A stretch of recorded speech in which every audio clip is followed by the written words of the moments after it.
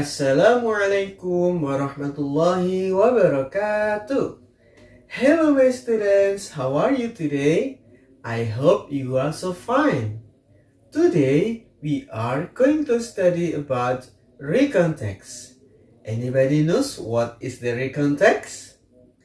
Yes, recount text is text which tells about something happened in the past. Jadi, recount text adalah sebuah teks yang menceritakan tentang sebuah kejadian yang telah terjadi di masa lampau, baik itu kejadian yang menyenangkan ataupun yang tidak menyenangkan. Mari kita simak pembahasan materi recount text berikut ini.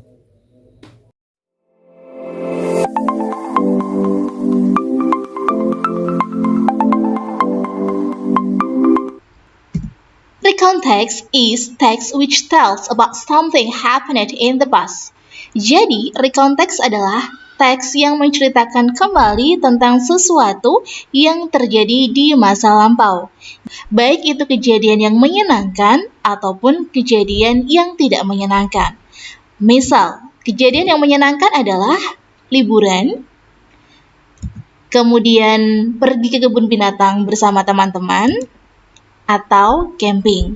Contoh yang tidak menyenangkan misalnya kejadian ketika waktu kecil kamu jatuh dari sepeda. Nah, kejadian-kejadian di masa lampau yang diceritakan kembali itu disebut dengan recount text. Ada beberapa tipe dari recount text. Yang pertama adalah personal recount. Personal recount adalah teks recount yang menceritakan tentang pengalaman pribadi penulis. Contohnya adalah, misal, kegiatan liburan, vacation in Bali, ataupun trip to the zoo, ataupun juga mungkin pengalaman menonton movie di theater. Yang kedua, ada factual recount. Factual recount adalah recount teks yang menyajikan laporan peristiwa yang benar-benar terjadi.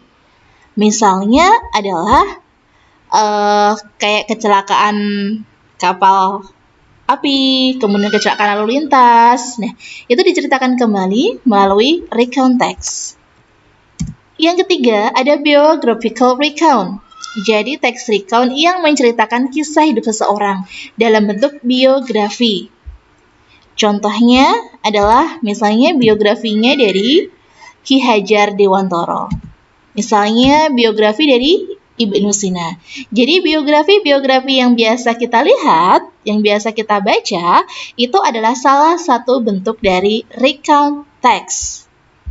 Dan yang terakhir adalah imaginative recount.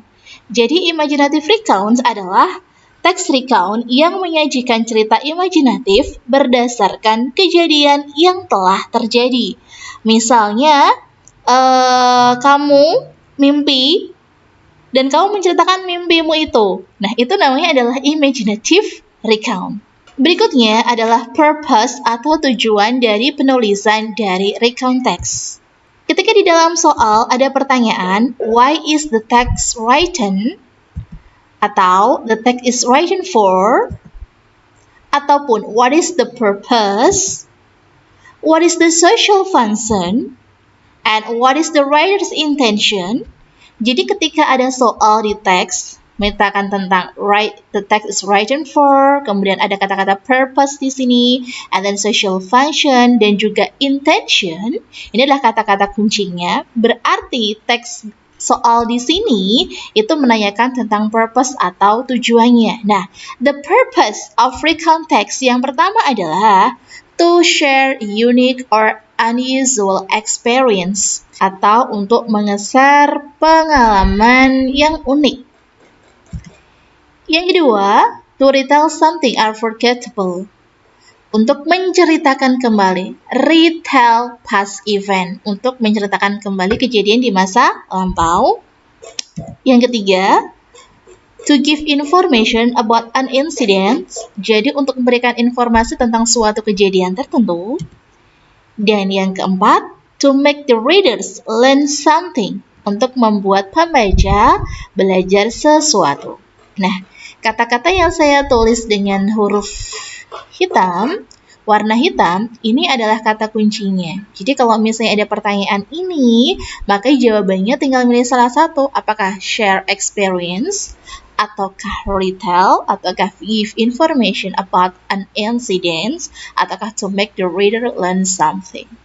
Berikutnya, the generic structure of recount text. Yang pertama, ada orientation.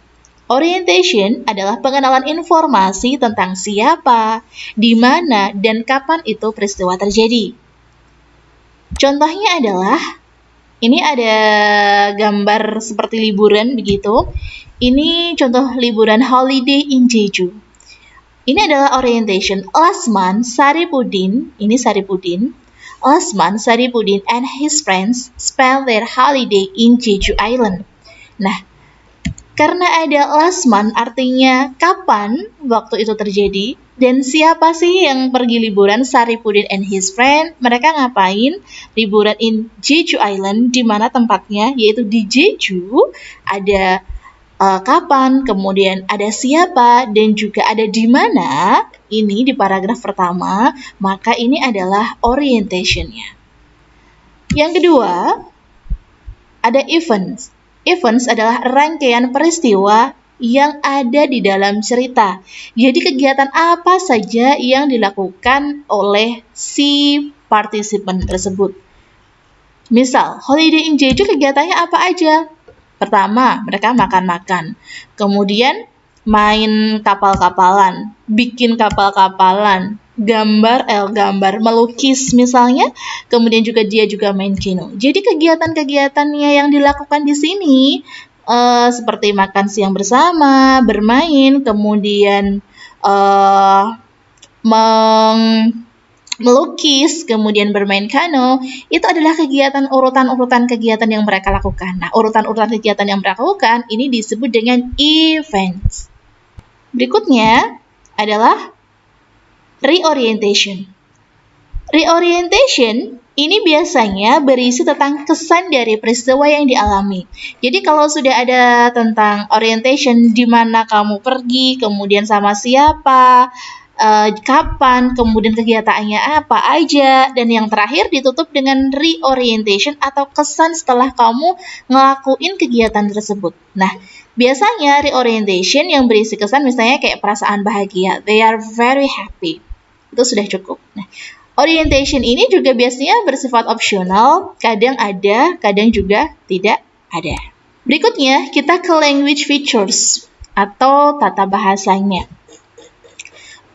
Di dalam recount text ini menggunakan past tense. Misal contoh kalimat past tense-nya adalah I went to Bali last week. Jadi menggunakan kata when, verb 2, kemudian I spent my holiday in Bandung, we are very happy. Jadi menggunakan kata kerja masa lampau. Yang kedua, menggunakan adverb of time. Adverb of time yang digunakan di dalam recount text itu jelas. Seperti last week, 2 years ago, 5 months ago, kemudian dan lain sebagainya gitu. Jadi jelas gitu kan. Yang ketiga, menggunakan action verb. Action verb adalah kata kerja. Misalnya kayak played, worked, kemudian bought, dan lain sebagainya. Ada conjunction. Conjunction ini kata penghubung, misalnya after that. Biasanya kan kalau misalnya kita ngelakuin sebuah kegiatan, itu setelah ini, after that setelah itu, kemudian next berikutnya. Itu adalah language features dari recount text. Berikutnya, kita akan mencoba untuk menganalisis tentang language features-nya dan juga generic structure-nya dari recount text. Nah, ini merupakan teks recount text karena dia diawali dengan yesterday. Yesterday itu jelas adverb of time-nya. Kemudian my family and I, ini adalah partisipannya, siapa sih orangnya, kemana. The zoo ini adalah adverb of place-nya. Ada got, kemudian when, by, when, so, when lagi, dan masih banyak lagi yang saya kasih warna abu-abu. Nah, yang saya kasih warna abu-abu ini adalah bentuk dari action verb. Ya, action verb atau kata kerja. Dan semua kalimat di sini ini menggunakan bentuk past tense. Ada kata when, after, before, during. Nah, when, after, before, during ini adalah conjunction. Yesterday, my family and I went to the zoo to see the elephant. Di awal paragraf sudah ada kapannya, kemudian siapa, dan juga di mana, maka bisa disimpulkan bahwa paragraf pertama adalah orientation-nya. Dan yang berikutnya untuk paragraf kedua dan seterusnya, karena di sini sudah ada event-nya atau kegiatan-kegiatannya yang dilakukan, mulai dari pergi ke kebun binatang, kemudian pergi ke shop, kemudian membeli beberapa makanan, memberikan makanan, dan lain sebagainya. Kegiatan-kegiatannya ini disebut dengan events. Dan yang terakhir, ada kesan dia tired but happy, capek tapi senang. Nah, seperti yang dikatakan tadi, ketika sebuah paragraf berisikan tentang kesan dari perjalanan tersebut, maka dia disebut dengan reorientation. Setelah menonton video pembahasan tadi, bagaimana? Apakah kalian sudah bisa memahami tentang recontext? Ya, semoga kalian paham ya. Nah, tugas kalian sekarang adalah mengerjakan LKS halaman 15 tentang sebuah recontext, mengerjakan nomor 1 sampai dengan nomor 10.